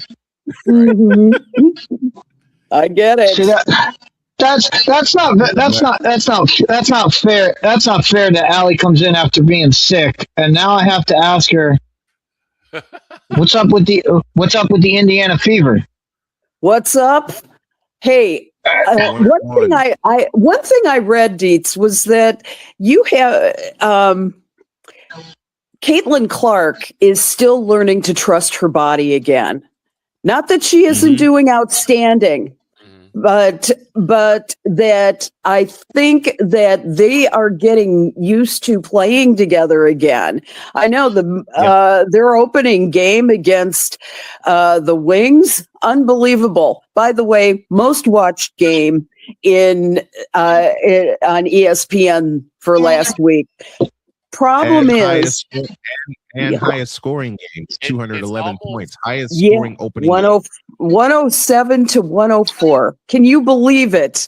I think that they're just getting readjusted to having Caitlin Clark at the center of the action. I don't think it's going to last very long. Personally, I think it's just a matter of Caitlin Clark overcoming that hesitation. It doesn't show in her play, obviously, but I also know that in transition and things like that, it can be a very difficult thing to have your body like, oh my God, is that going to tweak again? Is there going to be another issue that I'm going to have to deal with this year? That's all mental. And well, so, as we said on this program, and as we've said, let them cook, let's let things go.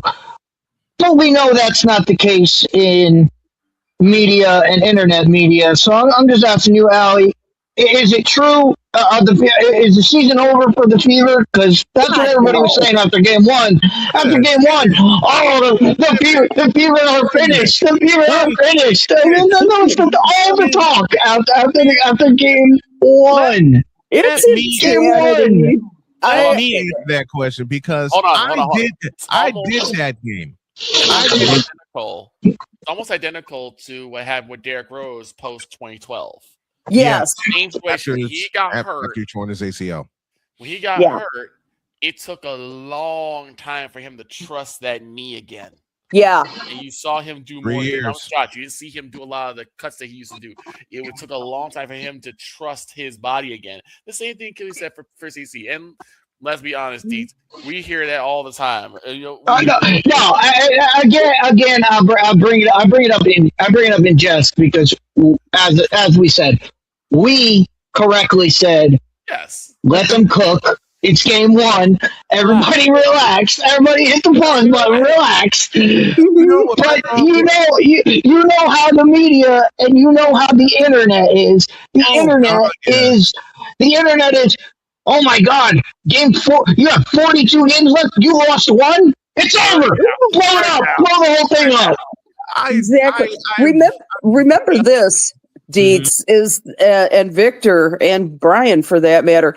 It was 296 days between Caitlin Clark's appearances on court, and she's had a grueling rehab. I mean, well, that's what I said. That's what I said. I said the win out of game one was you got 30 minutes out of Caitlin Clark. I mean, right? That's a win. That's a win that she went through, and that the next day she got out of bed and was walking. Like that's a win. That's a win. Absolutely. She's only going to get better from here. You get 31 minutes out of Caitlin Clark in game one. You get 34 minutes out of her in game two, and that was a West Coast trip. That's out in Los Angeles. Right. The Fever have not done well in the past 4 years, and yet they won the last 2 times they've played in LA. Last year, without Caitlin, they beat them 76-75. And then with Caitlin, who led the team in scoring, by the way, that night with 24 points, which is what people want to gloss over all the time. Allie and I have talked about this for years when it comes to special players. They gloss over the fact that, this is Kelsey Mitchell's team. All these Indiana Fever fans are trying to get in my head. And I'm like, are you kidding me? How many times has Kelsey Mitchell said, this is CC's team? How many times has Leah Austin said it? How many times has Stephanie White said it? Now, they have had an amazing run with and without Caitlin Clark. So they know how to play with and without her. So it's it's one game. It's one exactly. It's one game. Now on that note, Allie, let me ask you one more question about WNBA. Sure. At what point do we start calling the Atlanta Nightmare? At what point did the dream blow up? Oh God. Let's see. I was fairly impressed. Honestly, I was fairly impressed. Considering, Angel Reese, they've done, a pretty good job. But let's take it for more than the first week before we decide when they're going to blow up. You got Brittany Griner and Angel Reese on the same team. I'm just that is a ticking time bomb. Waiting for it. I mean, if it goes south, it's gonna blow up real quick. Not to mention but the fact, even if it doesn't, those two entities together, you're playing with napalm. You probably are. Not to mention the fact you got Ryan Howard on that team, who was the undisputed star before all this happened. Who is their captain? And then Angel Reese showed up, and I've got to get this off my chest. I've got to say it. I watched the Atlanta Dream, and I watched Angel Reese. I'll repeat a line from Chris Dietz that he said last year. He corrected me correctly, I might add. And I said, Angel Reese has started at the bottom and has done nothing. And then Dietz decided to correct me. And we say this in jest. And he said, no, Snowman. Angel Reese started at the bottom and has gotten worse. Because I don't know about that. I watch you, Victor, you know this about me. Matter of fact, all you guys know this about me. I study tape. Yes. And lots of it. I look for mechanics. How are their mechanics? And that's true in any sport with any team. I don't even have to cover them, but I look at mechanics with a lot of players. In a sentence, Angel Reese hasn't got any. Why do you? I don't know about that one. I disagree. I'm going to go with Victor on this. That's a stretch. I think she's actually gotten better. And the funny thing is, every time Angel gets better, that makes Taylor Marsh look worse. Because you know what? If she could do this on the Atlanta team, why can't she do it? Why could she do it on your team? It's Taylor because I'll tell you why. I don't have the graphic available, but y'all know the joke that's coming. Because yes, Taylor, it is you. Exactly. Nah. Because yes, Taylor Marsh, it is you. Tyler Marsh. What we're seeing with Angel Marsh or with Angel Reese is, and what we're seeing with Angel Reese is the fundamental truth of sports. Yes. Winning cures everything. Yes. That's true. When they're as long as Atlanta keeps winning, they'll be able to coexist and be fine. Right. The issue's gonna come. It's gonna come at some point in the season. When they start losing. When they lose that first game, what happens? But what happens when they lose multiple games? When they lose multiple games in a row, and people start putting microphones in front of all the entities that they have down there. That's when you got to be ready for the fireworks. Yeah. What's going to happen when they lose 3 in a row? If and when they lose 3 in a row, 4 in a row, maybe even 5 in a row. We don't know what's going to happen. Yeah, it's a long season. It's going to happen. You're going to have back-to-back losses at some point. Every team's going to have. There's 44 games. There's 42 left or 41 left to play. I mean, that is a lot of basketball. So there's plenty of time to make adjustments. God only knows. I mean, Brittany is in her mid-30s now. We don't know how much more of this she could take. I think that for now they're figuring out a way to keep on top of it.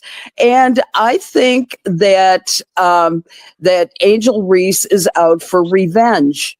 Now, she was not picked by Tyler Marsh. If you'll remember that, she was not the golden child, so to speak. Center.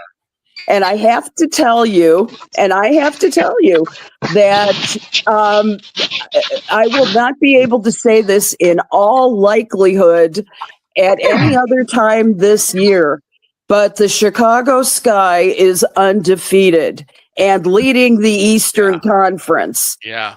After 2 games. Now, after tonight against the Mercury, we'll see what happens. But and that's a West Coast game. That's a 10 o'clock tip. And we're doing the WNBA carousel tonight because there are 4 games to look at. I'll have both of you are here. Starting tonight at 6:30. It's the cross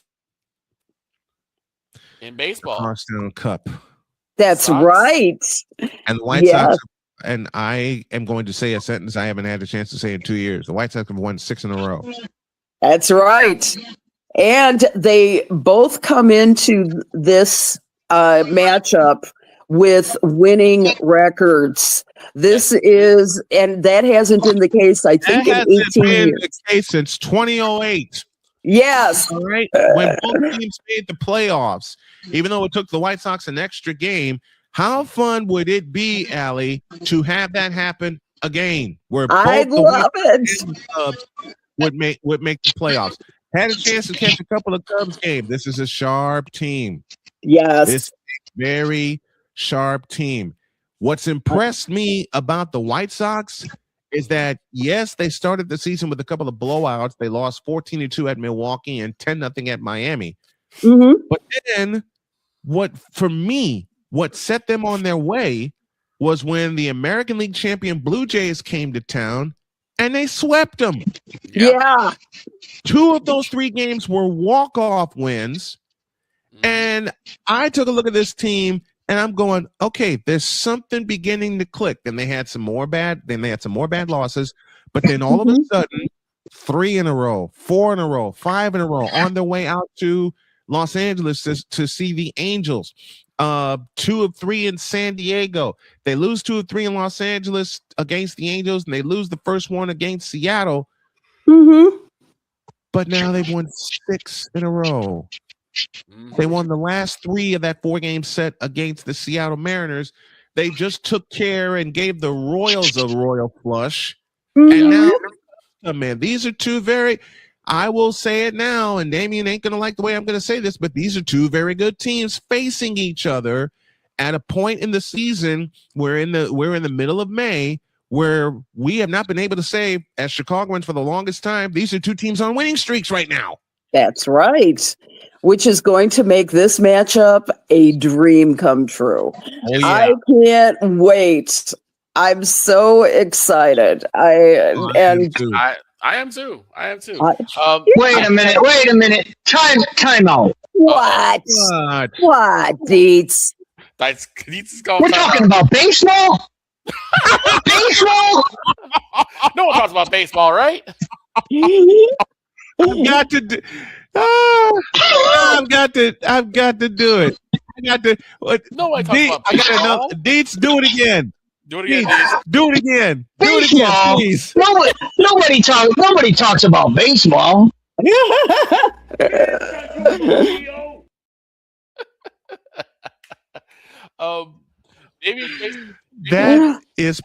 That is perfect. I want that Allie's, is perfect.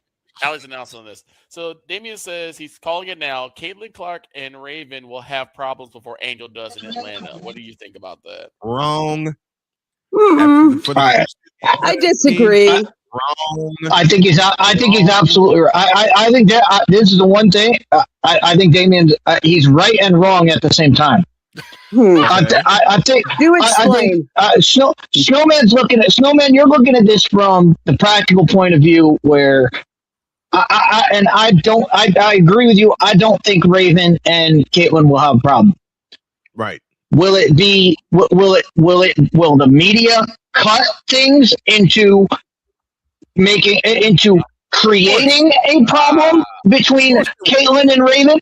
Absolutely. And of course they will. So will and the question that he says is, will Caitlin and Raven have a problem before Angel, Brittany, and the Dream? Absolutely, because when the Dream are turning into the nightmare, as I called it. When that's happening, you're going to see media. You're going to see media silence, and you're going to hear one side of the story, another side of the story. You're not going to hear them both going at each other. When Raven and Caitlin could have disagreements on a game, and I guarantee you, the media will cut it into Caitlin said this, Raven said that. They're at odds with each other when they're really not. They're really not, because we talked about it before. Caitlin and Raven are two really competitive people, and competitive people can combat each other. They can feed off of each other's stuff where it doesn't bother them. But the way it's going to be spun in the media is that they're at odds. So in a way, I agree with that. So that's the way I agree with them. I agree with Damien in the fact of we'll hear about it. We'll hear about a rift in Indiana before we hear about any rifts down in Atlanta. But let me say this. When I've said this since Caitlin Clark has been drafted, the Indiana Fever have a big fat target on their back because they drafted Caitlin Clark number one. They drafted Caitlin Clark. Don't fall now. They drafted Caitlin Clark number one overall. They have a big fat target on their back, and they're always going to have a big fat target on their back because to Dietz's point, they tried to spin this during the offseason with one Kelsey Mitchell. Yeah. And there have been many outlets here in Indiana, especially down here where I live in southern Indiana, saying Mitchell's the leader of the team. Allie, let me ask you a question, and I know you've covered the WNBA as long as I have. How many times has Kelsey Mitchell said this? How many times has Kelsey Mitchell said this is Caitlin Clark's team? 100. I mean, she's always been very, I won't say deferential, but I will say that she knows what side her bread is buttered on. Yep. And I think that they all look at it as a team. They are a team.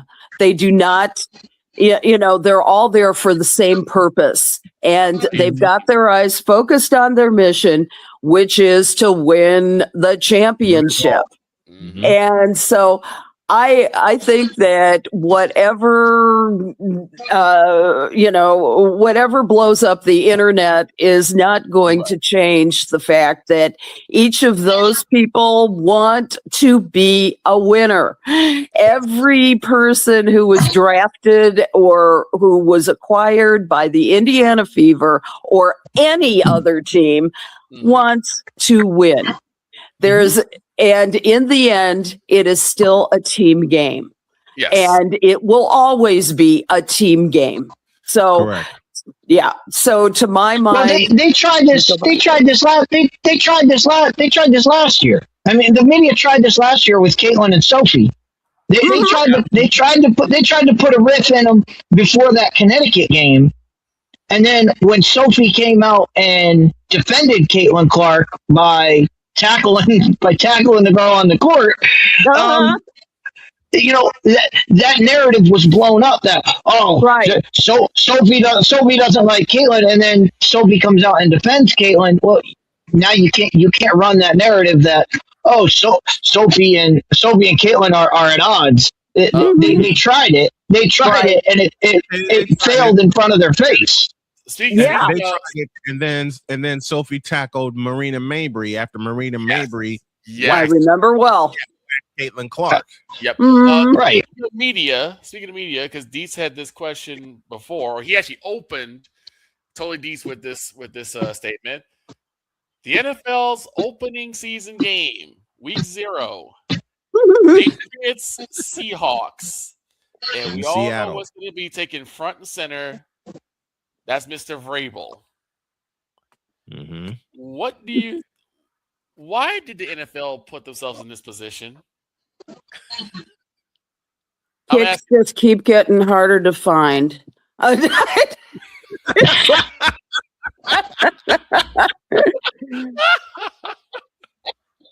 can tell you I will.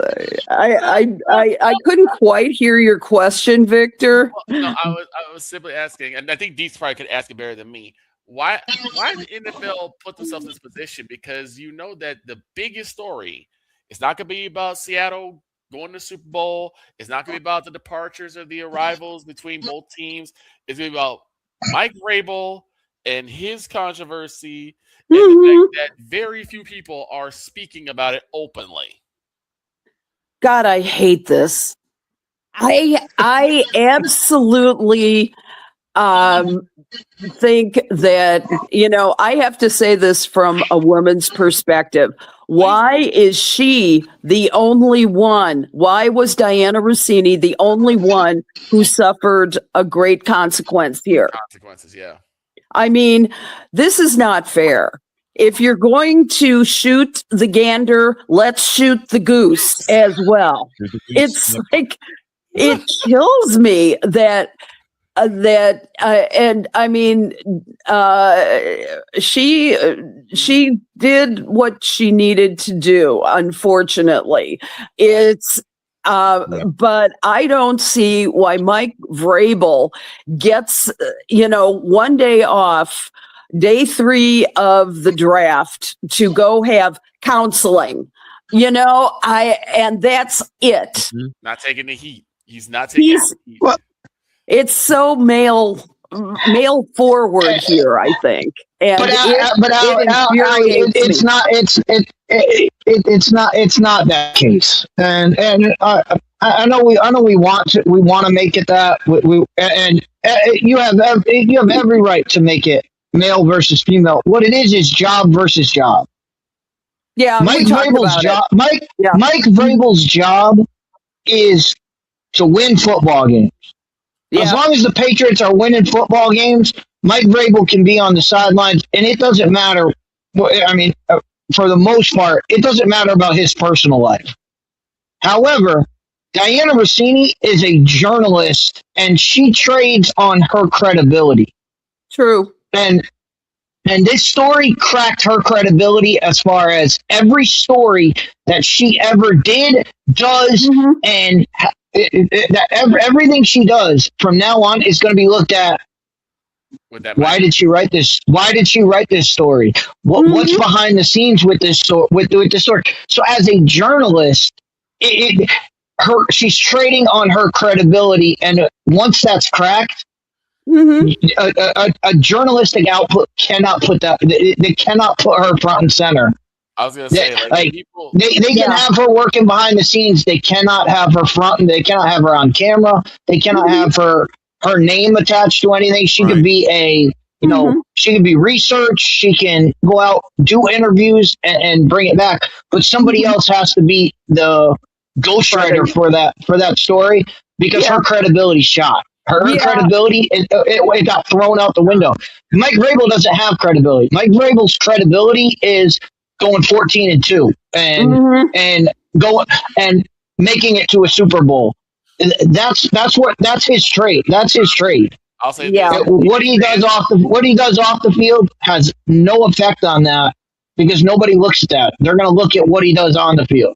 I'll say if fans hated the Patriots for cheating then, think of how they hate them now for the same thing, just on a more literal sense. Yeah, exactly. It's that, and even if there was a situation that was improper for their personal lives, I agree with you, Chris. It's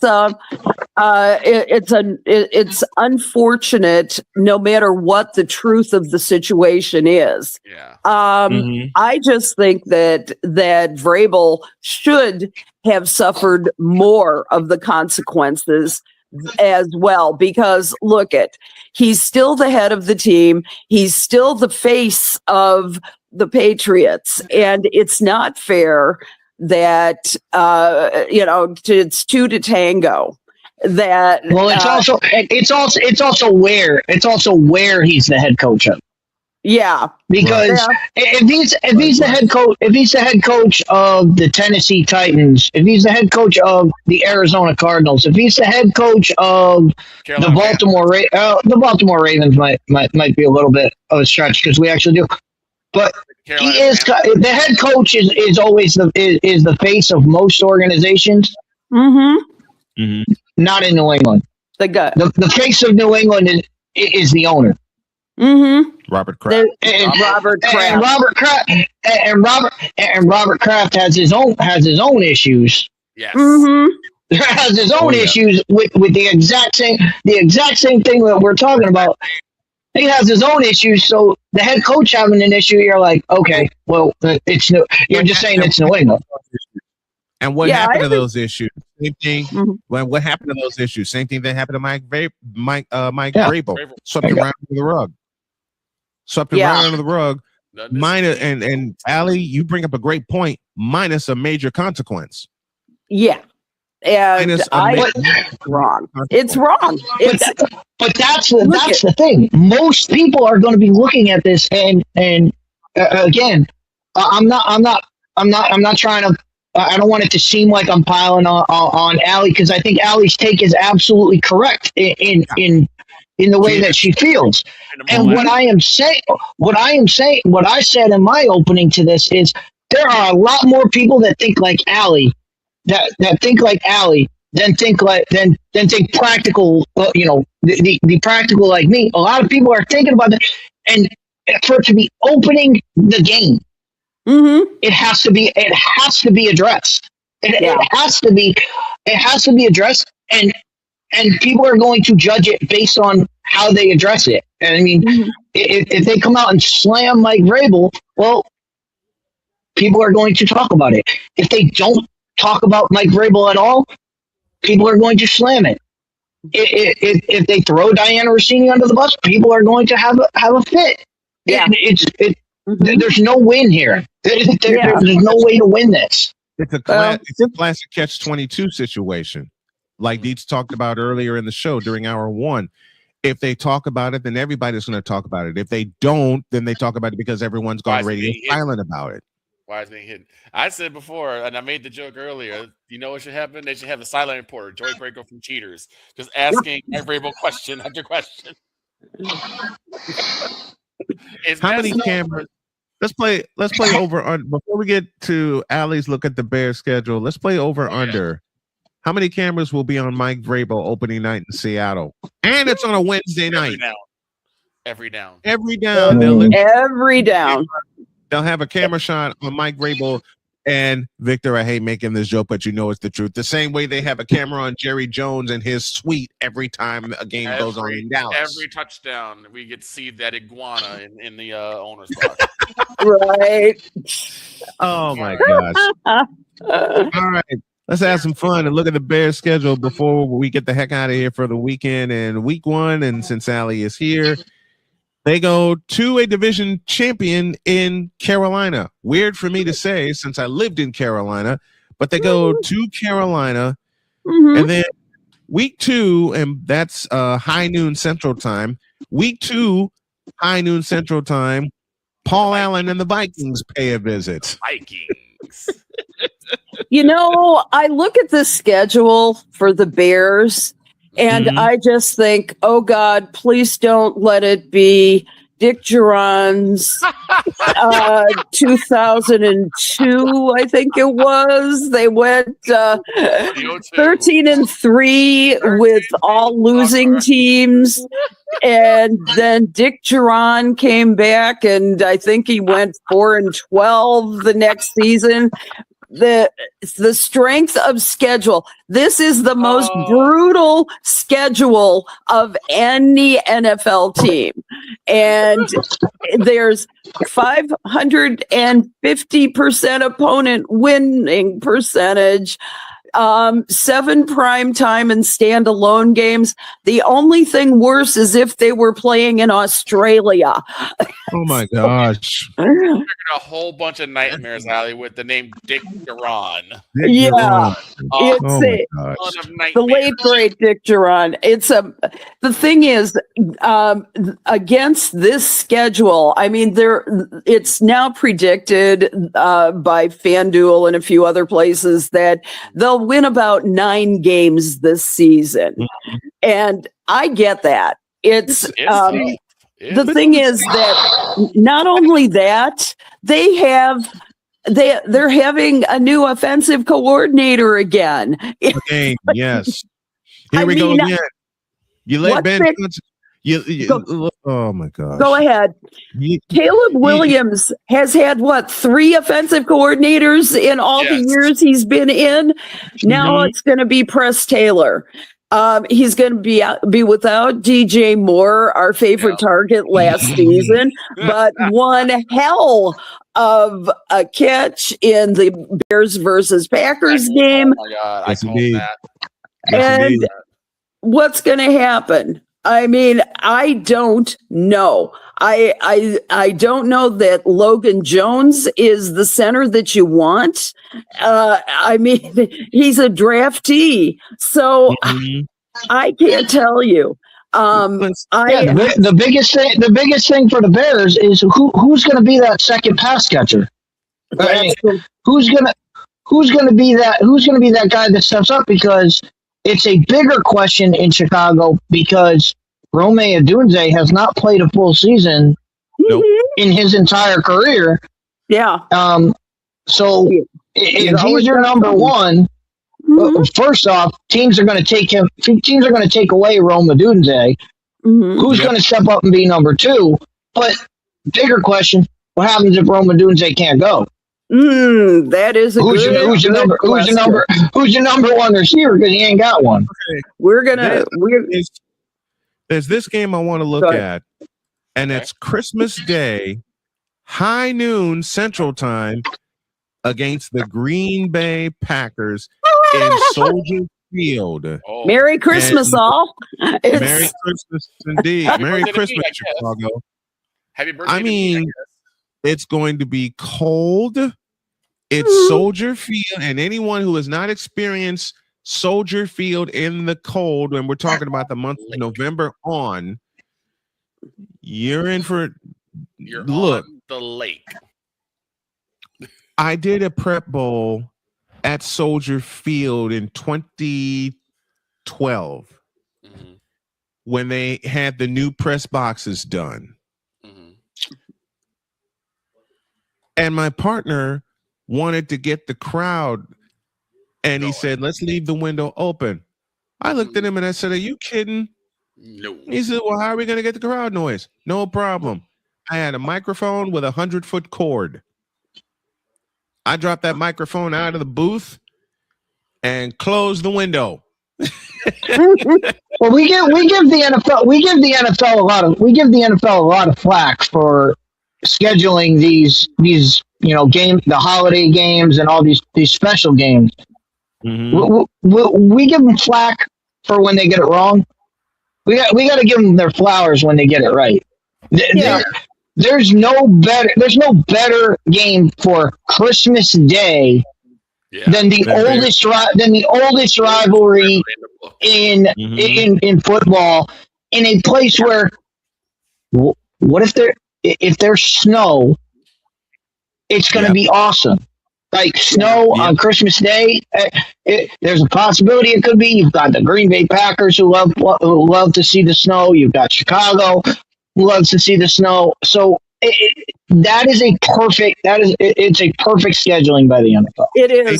They did get this one right on Christmas, and as crazy as this sounds, and yes, I'm going to sound old school, but I'm going to say it the way it needs to be said anyway. The Central Division title could hang in the balance. It could. Easily. The Central Division title. I know it's the NFC North. Don't come at me. Shine is off the apple for Detroit. Yep.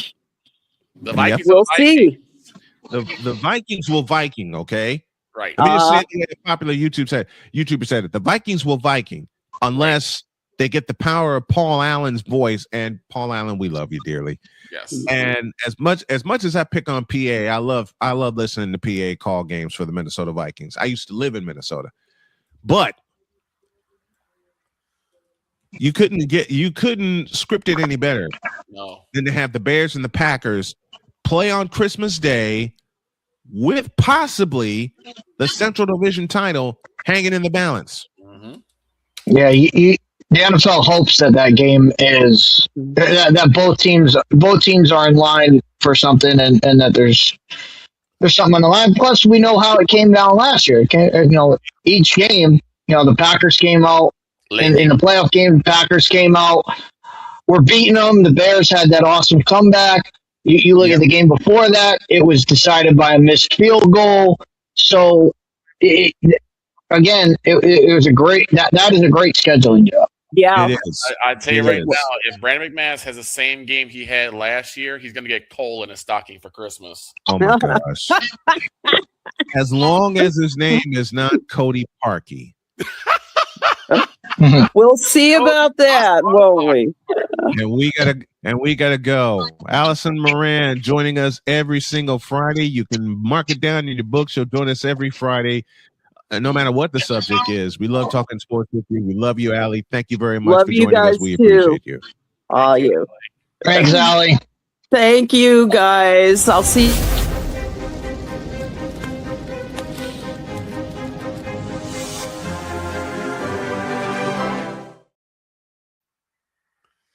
Scram. WNBA doubleheader tonight.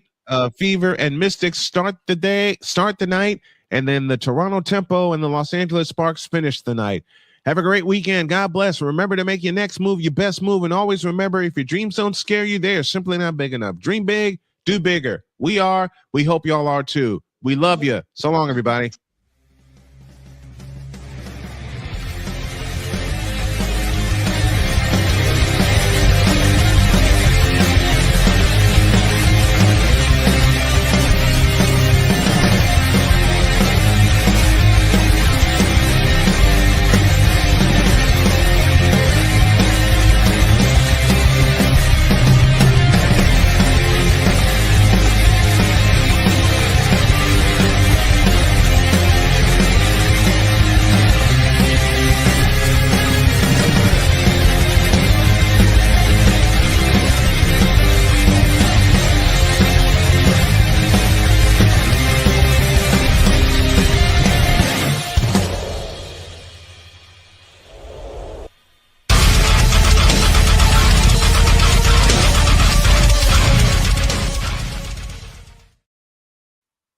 Everybody in the Fanatics feedback zone. Thank you to everybody who's tuned in via our radio station.